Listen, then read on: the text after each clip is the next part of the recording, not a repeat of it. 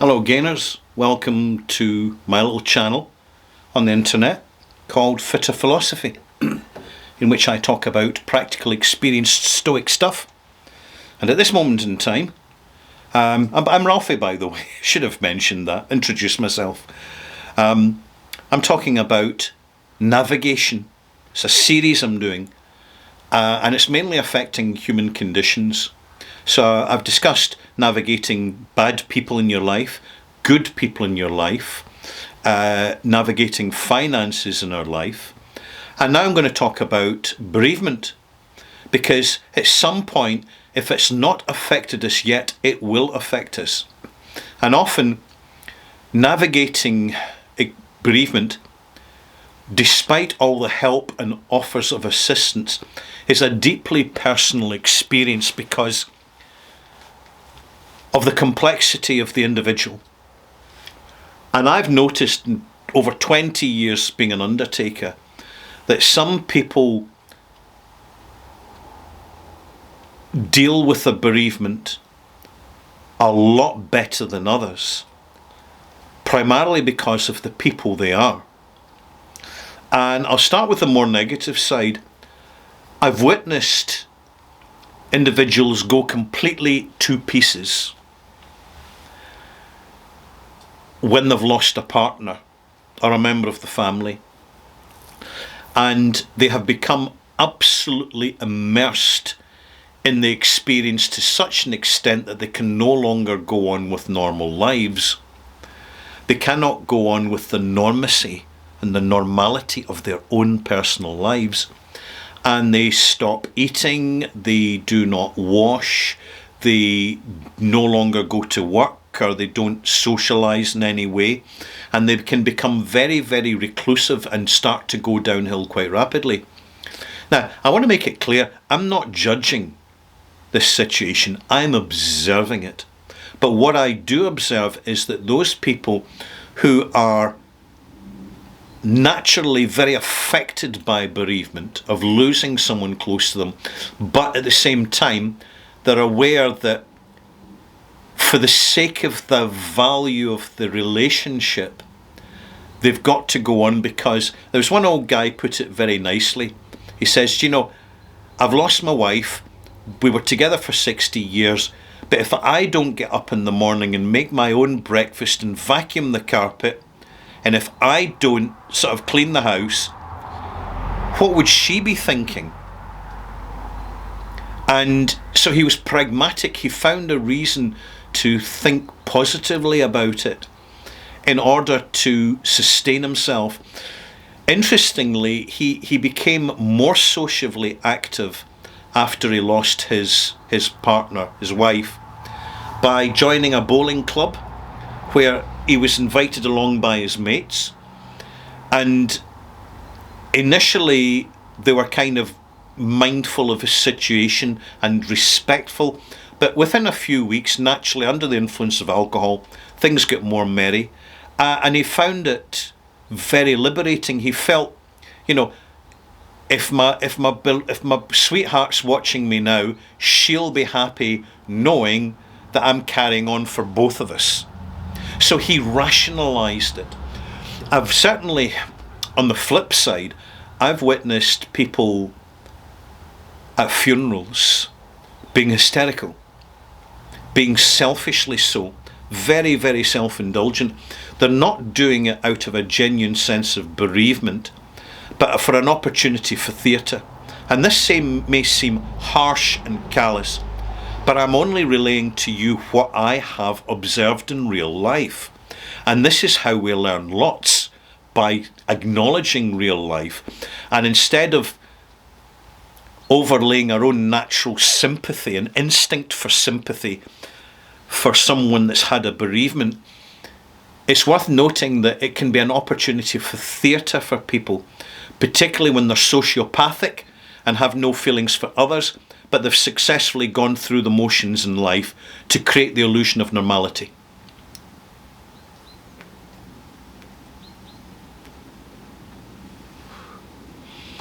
I had a funeral once where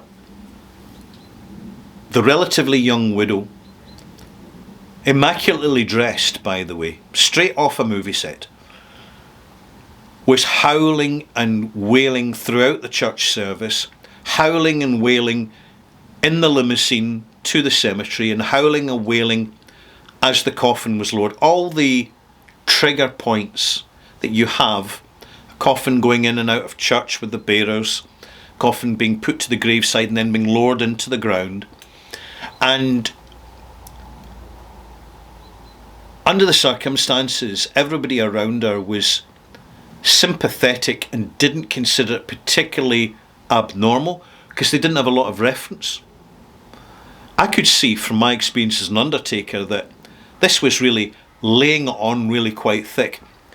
And I noticed at the end of the service, she wanted to be the last to leave the graveside. So there's a lot of theatric opportunities in there. And when she did so, she went to the back of the limousine and lit up a cigarette. And it was literally as if a switch had been pressed. A button had been pressed, or a switch had been flicked. And she was out with her moan, she was checking her messages, all the messages of sympathy and all the rest of it. Oh, it's lovely, it's lovely. And her whole manner changed completely. It's almost as if she'd come out of a nightclub rather than attending her partner's funeral. And it seemed peculiar to me. But one of the other family kind of asked me, we had a conversation with one of her brothers, and he says, I just put it down to the medication. She's been the doctor put her on antidepressants, so she's out of sorts and she's not herself. And it's not for me. I've got to keep a professional detachment here. And it wasn't for me to point out that, in fact, she was engaged in complete theatrics. And that bereavement is an opportunity for that. I've actually seen that quite a lot of times. It creates a surreal opportunity where the survivor is the centre of attention and they now have an audience. It's completely legitimate, so they can put on a performance. And it's when you observe this over the years in comparison to more modest, more moderate reactions of people who are genuinely bereaved but retain a composure under the circumstances. You see something far less selfish and far more sincere. At times it's difficult to describe because in the process of witnessing this,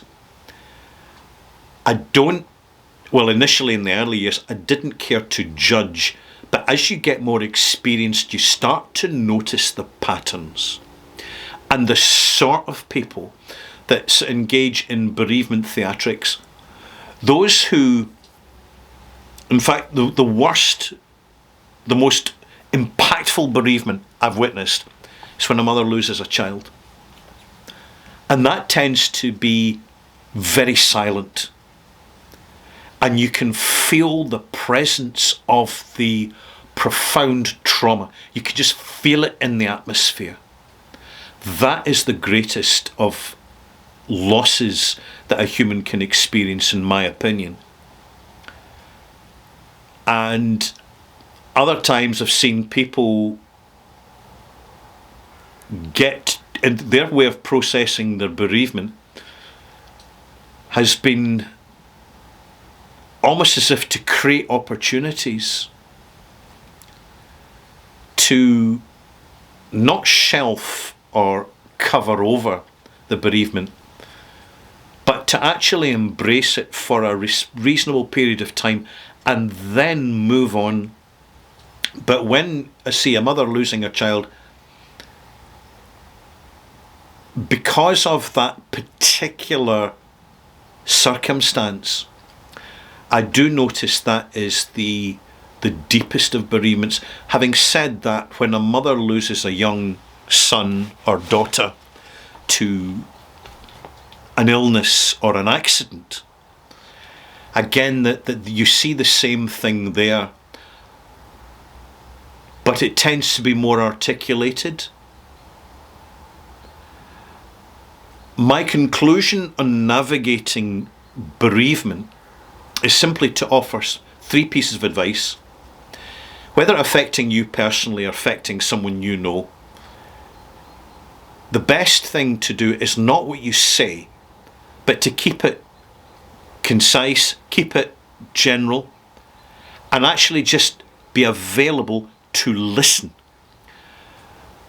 Rather than saying something, and people want to say something comforting, but in fact more effective is simply to be there and listen. It's something when I was arranging babies' funerals, which I did quite a lot of in my time, was at the end of the arrangement, if the mum and dad and the grandparents, who was always good to have a grandparent there that you could sort of ask questions through, that could help control the situation and keep it supportive.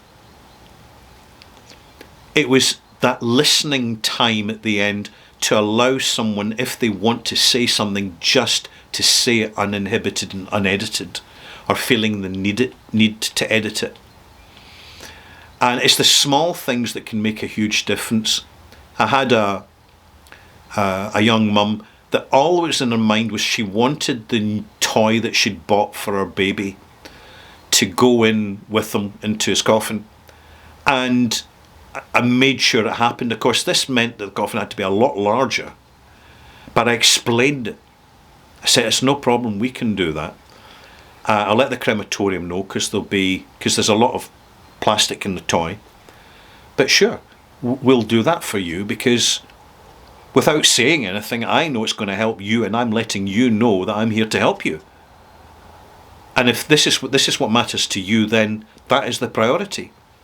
And this is the skill of listening, and not being too available, not being too much of an audience to people's distress, having sufficient distance that they can reach out to you if they want to, rather than you actually trying to generate a little bit of theatre through the very best and most sympathetic of attentions.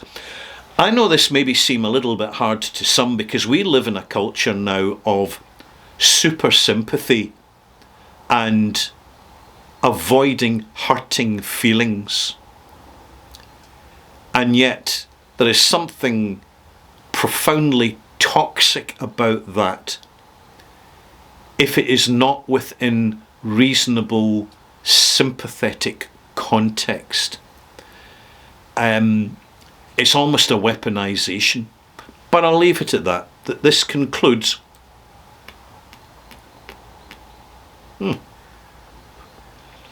what I have to say in bereavement, short and sweet and to the point. I could go into a lot of detail. I might do more detail in the future, but we'll play things by ear. You may be wondering, what am I smoking? This is a Gurkha 18-year-old Honduran cigar. Let's get it into focus. Can we get into focus? No, it's not getting into focus. It's a pleasant smoke, far less expensive than Cuban cigars, which frankly are overpriced and overrated now. And I don't smoke many cigars, but I do enjoy them now and again as a treat. That's what they are, a modest treat, because bad things will always do you harm, but bad things occasionally rather than regularly will definitely do you less harm, which is some good. Thanks for watching now. Bye-bye.